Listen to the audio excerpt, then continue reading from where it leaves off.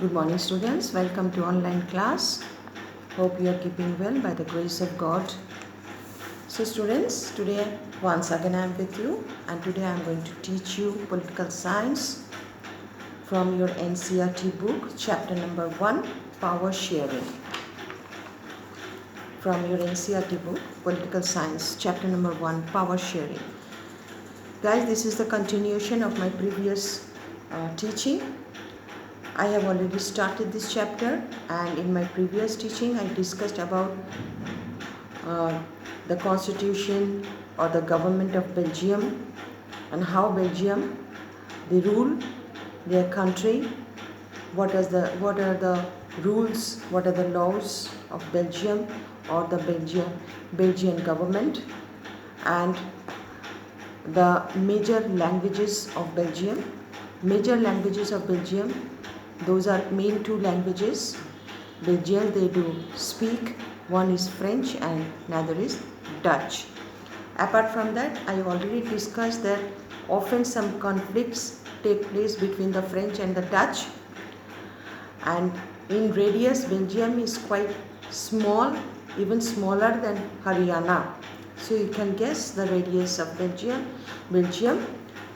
But Belgium is a federal state. So maybe it is a small state situated in the western part of Europe, but it is ruled in an organized manner because it is a federal state. So today it was Belgium. Today we will discuss about Sri Lanka. You know this name very well, and you know the geographical situation of Sri Lanka. First, guys, you open your notebook. Today, first of all, you have to note down the definition of power sharing. Power sharing already I have taught you. I have discussed that what do you understand by power sharing, because what is the difference between the democracy and monarchy? In monarchy or in dictatorship, we don't see power sharing. In monarchy, that means one person, he rules the entire country. It is his or her empire. So whatever or whenever that ruler, that means king or emperor, he wants, according his wish, he shares the power. And if he doesn't want, he will not share. He himself or herself will control the entire dynasty. But in democratic state, or wherever it is the parliamentary constitution or democratic states, we always notice sharing of powers, because without sharing the powers, it is not possible to rule any country, especially the federal state. To rule any federal state in organized manner or in uniformed manner, power sharing, that is necessary. So guys, first of all, you just write question that what do you understand by power sharing? Now you start. A policy agreed between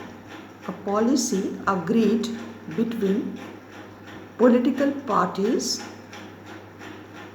or within a coalition means two-party coalition, or within a coalition, COALITION, within a coalition, to share responsibility for decision making and political action. This is known as power sharing. I repeat, you just tally my that dictation. A policy agreed between political parties or within a coalition to share responsibility for decision making and political action. That means the question I have given you, what is meant by power sharing, or what do you understand by power sharing, or what is called power sharing. Whatever the questions will come, you will write this answer. You can say that this is the definition of power sharing. Okay. So today I will discuss about the government or the constitution of Sri Lanka. In my previous lecture, I taught you about Belgium, that is the European country, and Sri Lanka, it is an Asian state, and the geographical location, that is the extreme south of India. It is an island country surrounded by seas and ocean, Indian Ocean, Arabian Sea, here Bay of Bengal. So it is an island, small country. So in 1948, Sri Lanka became an independent country, because before 1948 it was a colony. Sri Lanka was also a colony. So Sri Lanka also had to fight against their independence, and at last it got freedom out of the imperial state, and it became the independent state. So in 1956 an act was passed to rule or to form a government in 1956.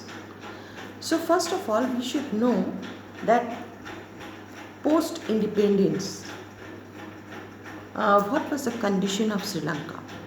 In Sri Lanka, many Tamils, that means Tamilians, they do stay, and the Sinhalese also, that means the original inhabitants, also do stay in Sri Lanka.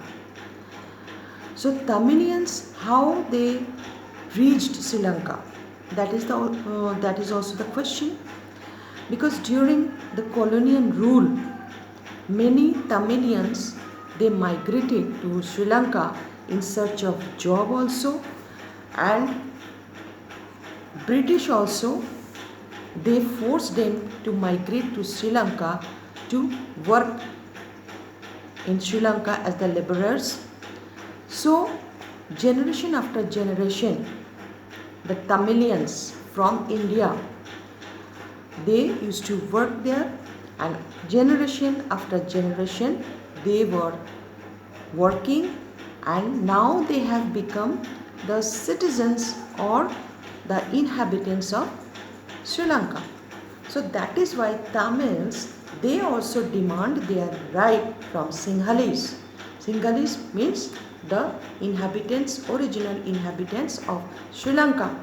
So the Tamils also, they do say that we have the same right as you do possess.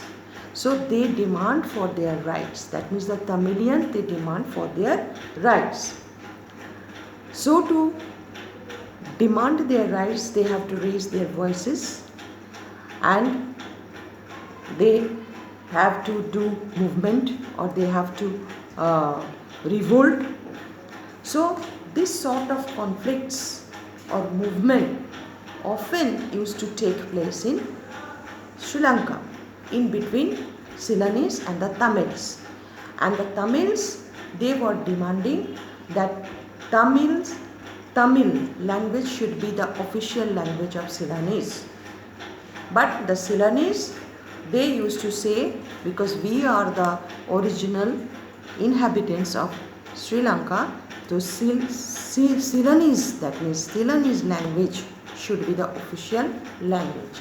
So since a long time, post-independence, since a long time, this conflict or this unrestness, those were visible in Sri Lanka, and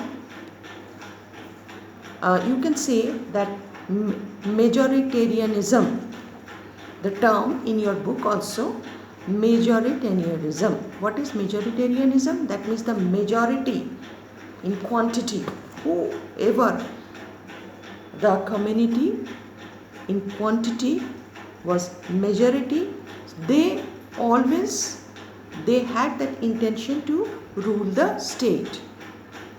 So majority, those who are Ceylonese, so that is why they always used to say, and they had the tendency to rule the minority. Minority means the Tamils, as well as the, if you say the religion minority, Muslims, Christians and some Hindus are also there. But majority religion, majoritarianism, the heading is there. Under the heading I am discussing and teaching you that majority of the inhabitants of Sri Lanka, they are Buddhists. Apart from Buddhism is the majority. In Buddhism in majority, that means they are most of the people, most of the citizens or inhabitants of Sri Lanka, they are Buddhist. Apart from Buddhists, Christians are there, Muslims are there, and Hindus are also there. And apart from Ceylonese are in majority, but Tamils, the next majority, they are Tamils. That is why Tamils, they do say that we have the full right to operate. We can operate the government, we can operate the system. But since a long time, they were deprived of their demands or deprived of their rights in the field of education, in society also, in the field of political activities, social activities, they were deprived. That is why they started agitation against Ceylonese, that means Sri Lankan people, who formed the government. Tamils also demanded that we have the same right to form the government.